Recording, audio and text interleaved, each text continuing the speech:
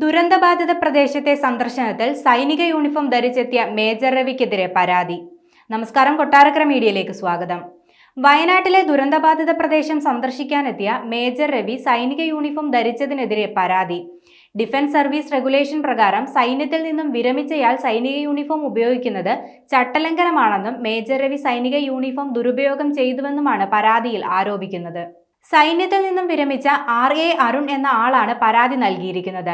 Major രവിയുടെ നടപടി പൊതുജനത്തിനും രക്ഷാദൌത്യത്തിൽ ഏർപ്പെട്ടവർക്കും തെറ്റിദ്ധാരണ ഉണ്ടാക്കുമെന്ന് മാത്രമല്ല, സുരക്ഷാ പ്രശ്നവും ഉയർത്തുന്നതാണ്.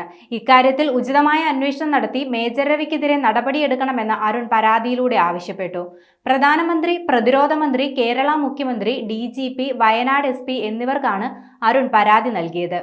സൈനിക യൂണിഫോം ദുരുപയോഗം ചെയ്യാൻ പ്രേരിപ്പിക്കുന്നതാണ് മേജർ രവിയുടെ പ്രവൃത്തിയെന്നും ഇത് സുരക്ഷാ പ്രശ്നങ്ങൾ ഉയർത്തുമെന്നും പരാതിക്കാരൻ പറയുന്നു.